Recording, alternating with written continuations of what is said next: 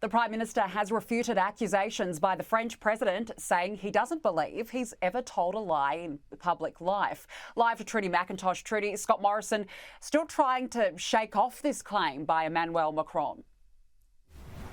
Yeah, Danica, it's been quite difficult for him to do this. Emmanuel Macron, the French president, doing a lot of the political hit work that Labor has struggled to do so far.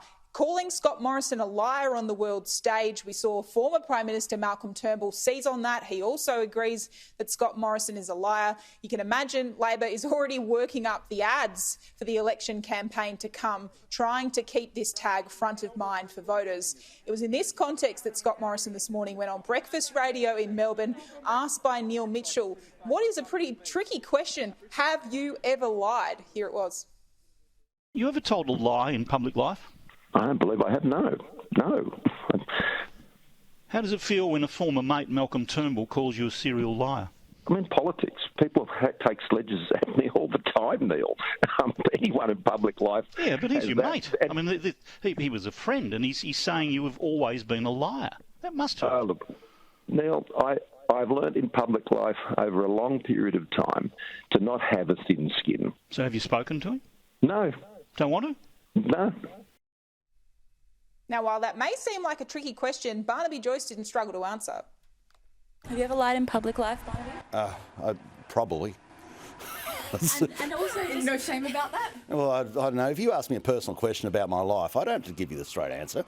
If you ask me something that's none of your business, then of course I'm going to tell you what you want to hear to get you out of my face. I mean, if you ask personal questions about a person's personal life, just because you ask a question doesn't mean the person has to tell you the absolute truth, because especially if it's none of your damn business. And Trudy, the election, of course, will be next year, but campaigning is in full swing.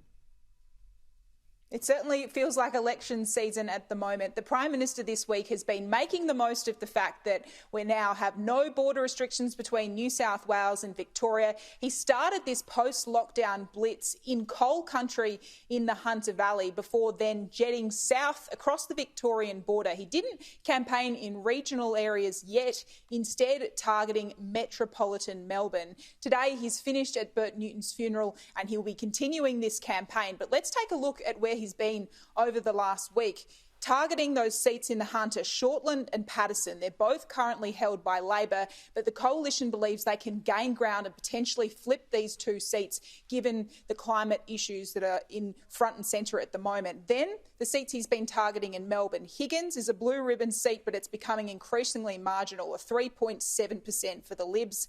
Then to Chisholm, which is the third most marginal seat in the country, is just a 0.5% margin. On to Aston, which has got a much stronger Liberal base, 10%, and today he'll be campaigning in the seat of Dunkley, 2.7% margin for Labor. They managed to flip this seat off the Liberals at the last election with Peter Murphy, a cancer survivor, as their incumbent MP. At the last election, it was Chris Cruther for the Liberals. There is talk about the candidate potentially being unveiled today, and there is talk that there will be the two-time runner-up of Survivor actually as the candidate for this seat. As for Anthony Albanese, also campaigning today in Melbourne, he'll be targeting that seat of Chisholm, which we just spoke about, 0.5% margin, one that Labor wants to pick back up. Yeah, it's certainly been a busy week on what feels like a campaign already. Trudy, thank you.